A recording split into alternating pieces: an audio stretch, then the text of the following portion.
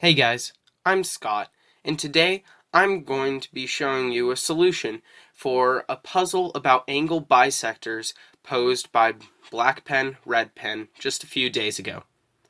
I really love this puzzle, and when I saw it, it caught my attention and held me really well, and I think that you guys will love it too.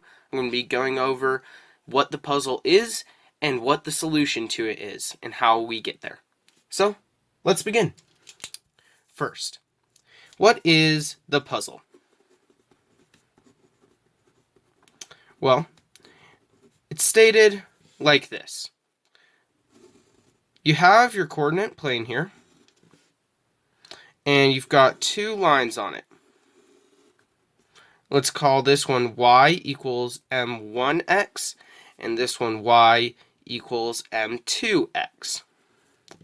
Now, draw your angle bisector for these two lines.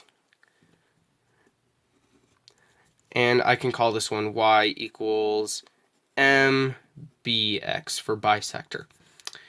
What is the slope of that angle bisector line? So what is mb?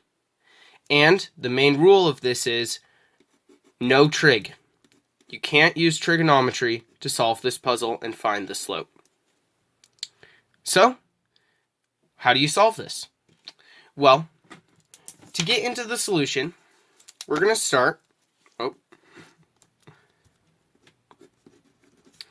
using a very fascinating property of angle bisectors. You see, if you have two lines and you have their angle bisector in between them here, if we draw a line that's perpendicular to that bisector, then these two segments right here, they will be the same length. That's very easy to prove, and I'll leave it up to you to try that. Now, we can use this in order to solve the problem, because if we were to take our two lines and find the points on them that are a distance of 1 out, and then find the line in between those. So if we were to find 2 points here, where they're both the same distance from the center and on those lines, and then find what's in between, then find the line in between them and the slope of that, then that is going to give us the slope of the perpendicular to our angle bisector. Then, if we have our angle bisector from there, we can easily find it using the properties of perpendicular lines. Now, the way that we can find 2 points on y equals m1x and y equals m2x that are the same distance out is simply by seeing where they intersect with the unit circle. So, let's go into finding that. If we want to see where these two lines intersect with the unit circle, then we take both lines and we see where they are equal to the equation of the unit circle. So, for any given line, we would simply have to solve this system of equations. X squared plus y squared equals 1, which is the equation for our unit circle, and y equals mx, which is the equation for our line. And it doesn't really matter what line it is, it's just any line. So, we're going to solve this system of equations, then we will apply our solution to both of those lines. Then we will look at how we find the perpendicular between them and how we find the slope of our angle bisector from there. And it should all work out pretty nicely. So, let's solve this system of equations. First step, we're going to substitute y into that y squared. So we're going to get x squared plus m squared x squared is equal to 1. Simplify that to x squared times 1 plus m squared is equal to 1. Then we can move that over there by division and take the square root at the same time to get that x is equal to the square root of 1 over 1 plus m squared. We can then simplify this into x is equal to the square root of 1 plus m squared over 1 plus m squared. Then, going back up to our system of equations, just the slope of the line, we can say that our y is equal to m square root of 1 plus m squared over 1 plus m squared. And that is going to give us the x and the y of a point that intersects with the unit circle.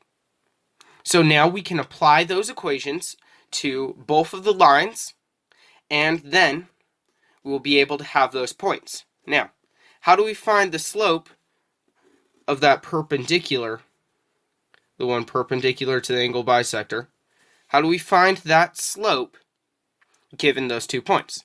It's actually rather simple.